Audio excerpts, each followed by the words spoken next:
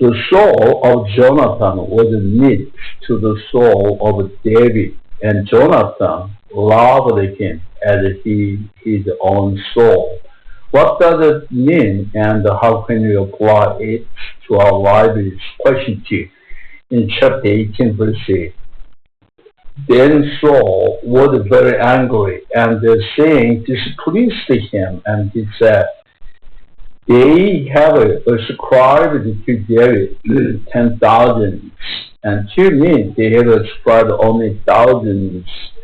Now what more can he have but the kingdom? What does it mean, and what can we learn from here? Well, answer question 3 in verse 19-23. So he went there to Naioth. Then the Spirit of God was also, and he went on and prophesied until he came to Naioth in Ramah. What does it mean in the context, and what can we learn from here? In the last time,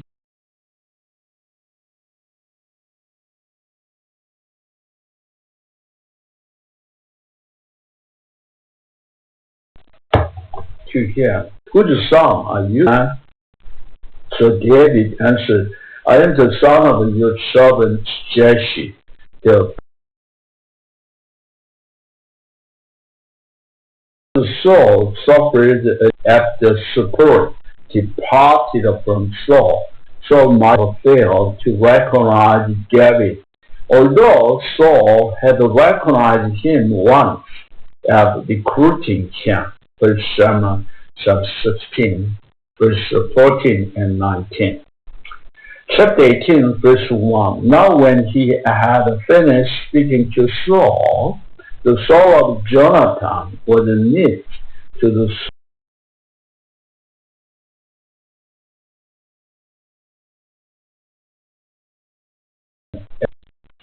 David, and as depicted in the Bible, is consistently presented as a profound and non-romantic friendship, deeply rooted in their shared commitment to God.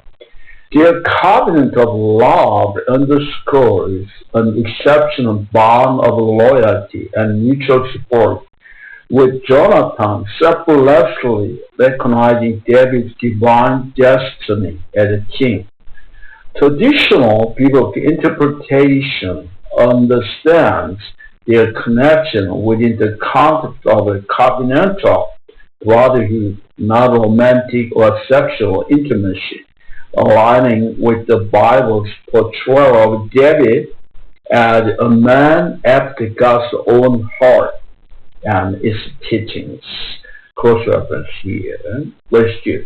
Saul took him that day and would not let him go home to the house anymore. Then Jonathan and the covenant, because he loved him as his own soul.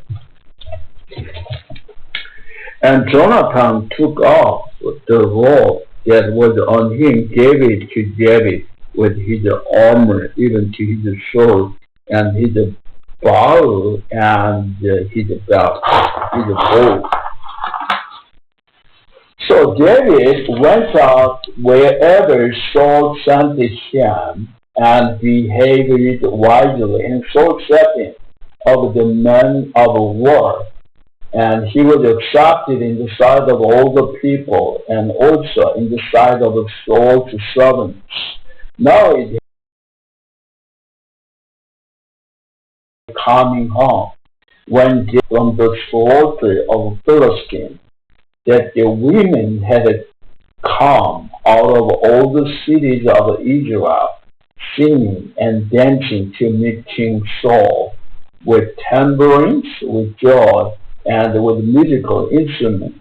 So the women sang as they danced and said, Saul had slain his thousands, and David his 10,000. Then Saul was very angry, and the saying displeased him. And he said, they have ascribed to David 10,000. To me, they have ascribed only thousands. Now what more can he have but the kingdom? Saul's initial for David quickly. So the people began to praise David's military victories more than his own. The celebratory song, Saul has slain thousands and David is tens of thousands, ignite Saul's intense jealousy. This praise coupled with Samuel's earlier prophecy that God would take the kingdom from Saul and give it to another. Led Saul to believe David was the destined success. Consumed by rage, Saul repeatedly attempted to murder David, even hurling his spear at him. This marked the beginning of Saul's relentless or continuous effort to destroy David, driven by desperate desire to retain the kingdom. Jealousy, though often underestimated, proved to be a destructive force, leading Saul to murderous intent. Crucifixion. 10-12, and it happened on the next day that the distressing support from God came upon Saul, and he prophesied inside the house. So David played the music with his hands as at other times, but there was a spear in Saul's hands. And Saul cast the spear, for he said, I will pin David to the wall, but David escaped his presence twice. Now Saul was afraid of David because the Lord was with him, but had departed.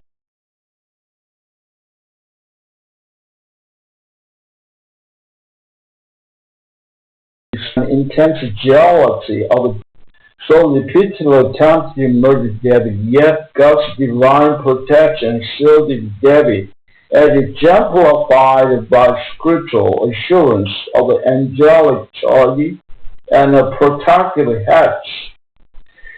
One is Psalm, the other one is Job. Despite Saul's relentless malice, David consistently chose to protect and comfort Saul, demonstrating a godly response to animosity by loving his enemy and submitting to God's will. This stands in the stark contrast or sharp contrast to Saul's own tragic transformation from a humble beginning, as unchecked pride ultimately corrupted his character and fueled his destructive actions. 13. Therefore Saul removed him from his presence and made him his captain of 1,000. And he went out and came in before the people. And David behaved wisely in all his ways. The Lord was with him. Therefore, when Saul saw that he behaved very wisely, he was afraid of him. But all Israel and Judah loved David, because he went out and came in before them. Verse 17. Then Saul said to David, Here is my older daughter, Merab. I will give her to you as a wife. Only be valiant for me, courageous for me, and fight the Lord's battle. For Saul thought, Let my hand not be against him, but let the hand of Philistines be against him. Saul, unwilling to directly kill David, devised a plan for David to die in battle against the Philistines. He offered his elder daughter, Merab, as David's wife, fulfilling his promise to the one who defeated the Philistine champion, in hopes And David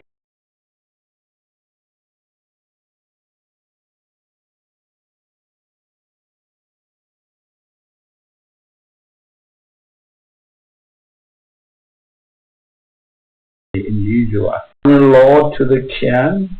Saul's popularity led to pride and arrogance. David remained humble despite widespread national praise. 1820.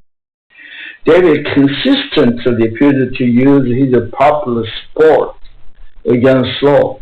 David's example underscores the importance of not allowing popularity to distort one's self-perception or inflate one's sense of importance. 19. But it happened at the time when Ramah, Saul's daughter, should have been given to David, that she was given to Israel and Melite as a wife. Now Michal, Saul's daughter, loved David, and they told Saul, and the thing pleased him. So Saul said, I will give her to him, that she may be a snare to him, and that the hand of the Philistines may be against him. Therefore Saul said to David a second time, You shall be my son-in-law today. And Saul commanded his servants to communicate with David secretly, and say, Look, the king has delight in you, and all his servants love you. Now therefore become the king's son-in-law. So Saul's servants spoke those words in the hearing of David, and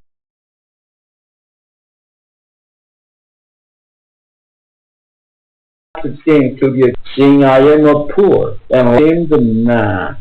And the servant of Saul told him, saying, In this manner David spoke. Then Saul said, Thus you shall say to David, The king does not desire any dowry, but 100 foreskins of the Philistines to take vengeance on the king's enemies. But Saul thought to make David fall by the hand of the Philistines. So when his servants told David this word, it pleased David well to become the king's son-in-law. Now the day had not expired. Therefore David arose and went, he and his men, and killed 200 men of the Philistines. And David brought their foreskins, and they gave them in full count to the king, and he might become the king's son-in-law. Then Saul gave him Michal, his daughter, as a wife. Saul offered his daughter Michal to David as a wife, but only if David brought him 100 Philistine foreskins. David met this dangerous challenge, and in return, Michal became his wife. 3. Thus Saul and knew that the Lord was with David, that Michal, Saul's daughter, loved him. And Saul was still more afraid of David. So Saul became David's enemy continually. Then the princes of Philistines went out to war. And so it was whenever they went out that David behaved more wisely than all the servants of Saul, so that his name became highly esteemed. Now Saul became David's enemy continually.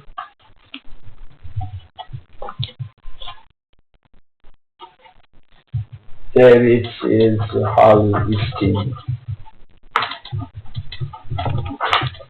Verse 19.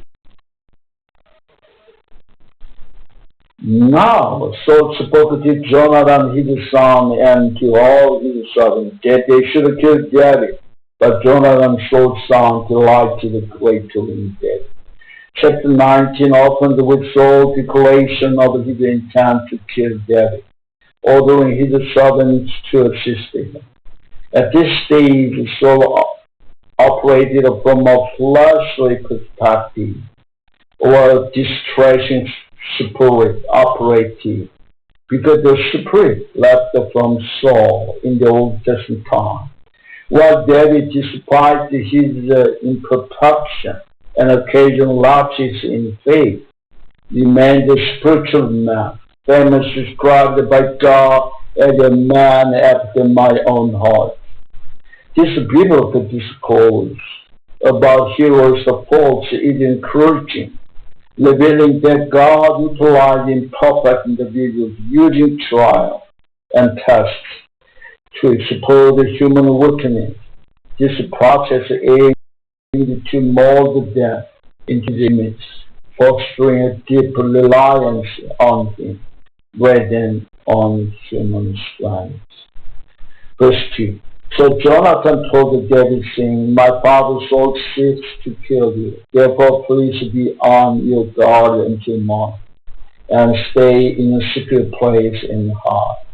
Jonathan occupying a position of Philadelphia faced a moral dilemma when his father King Saul commanded him to kill David, while a son is generally obliged to honor his father. This duty is superseded when the father's command violated God's law, as was the case with Saul's instruction to murder an innocent person.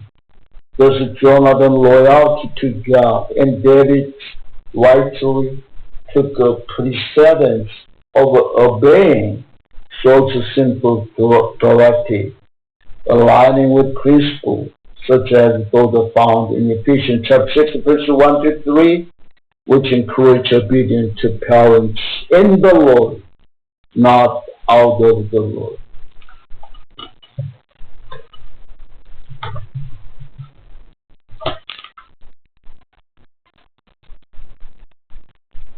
Verse 3, And I will go out and stand beside my father in the field where you are, and I will speak with my father about you. Then what I heard I will tell you.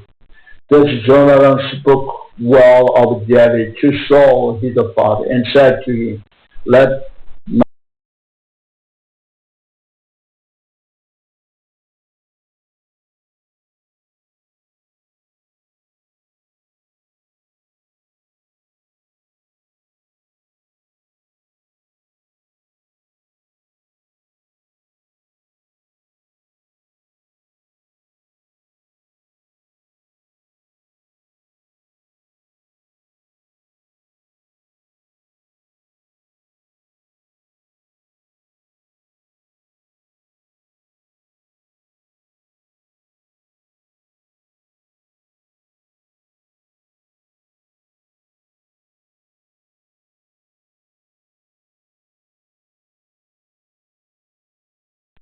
thing.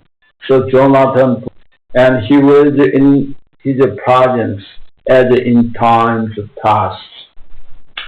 And there was a war again, and David went out and fought with the Philistines, and struck them with a mighty blow, and they fled from him. Now the distressing spirit from the Lord came upon Saul, as he sat in his house with his spear in his hand. And David was playing music with his hand. Then Saul sought to pin David to the wall with the spear, but he slipped away from Saul's presence, and he drove the spear into the wall. So David fled and escaped that night. Even as David skillfully played the harp, soothing Saul's troubled heart with music, Saul, overcome by an evil spirit, repeatedly attempted to kill David by throwing a spear. This illustrates how failing to submit to God and resist the devil can open one's life to destructive influence, allowing the evil spirit to gain control and manifest through violent action.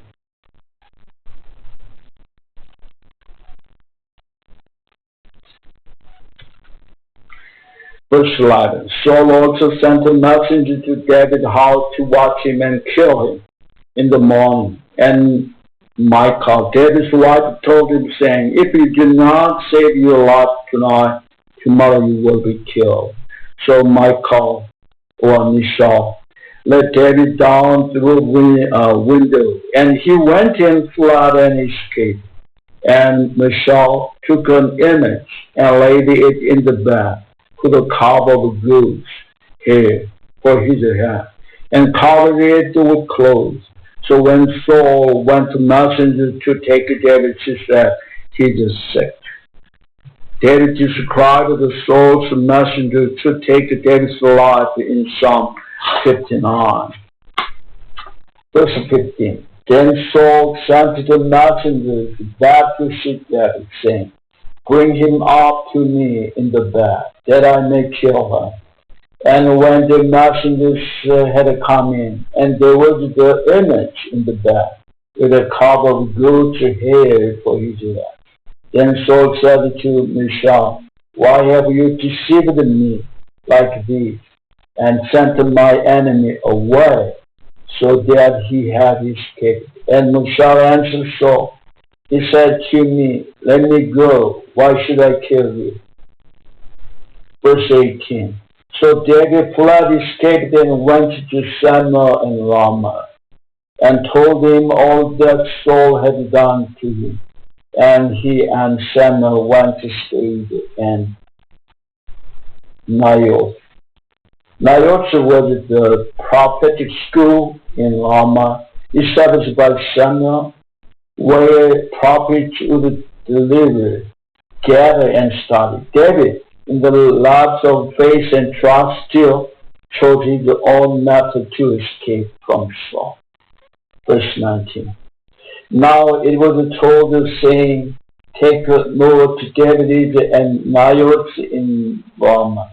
Then Saul sent a messenger to take David. And when they saw the group of prophets prophesy, and Samuel standing at the level of them, the Spirit of God came upon the messengers of Saul, and they also prophesied. The spiritual power was so overwhelming that those sent to capture David were incapacitated. Instead, they were compelled to join in the prophecy. 21. And when Saul was told, he sent other messengers, and they prophesied likewise. Then Saul sent a messenger again the third time, and they prophesied also. Then he also went to Ramah and came to the great well that is at Shechem. So he asked and said, where are Samuel and David? And someone said, indeed they are at Naioth in Ramah. 23. So he went there to Naioth in Ramah. Then the Spirit of God was upon him also, and he went on prophesied until he came to Naioth in Ramah. Throughout David's ordeal, God actively protected him from Saul's numerous intents. Through various means, Jonathan interceded on David's behalf. Verse 4. Michal facilitated his escape. 11:17. Samuel provided refuge. 18. And Spirit of God directed the Saul's pursuit. 23 here. Each instance prevented David from harm or death, demonstrating God's watchful care. When you experience similar deliverance from danger, it's crucial to recognize that God may be preserving you for a specific divine purpose. Such moments call for thankfulness and a renewed commitment to serving God as you seek to discern and fulfill the purpose He has for your life. 24. And he also stripped off his clothes and prophesied before Samuel in like manner, and lay down naked all that day. and all their none. Therefore they say, it is so also among the prophets. God's powerful protection consistently shielded David from Saul's murderous intent, despite the Saul repeatedly sending messengers and eventually coming himself.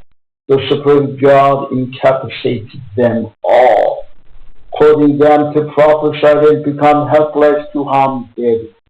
This divine intervention, however, highlights a crucial point. Even after witnessing God's clear deliverance, David, in a lapse of faith and trust, still chose his own method to escape from Saul.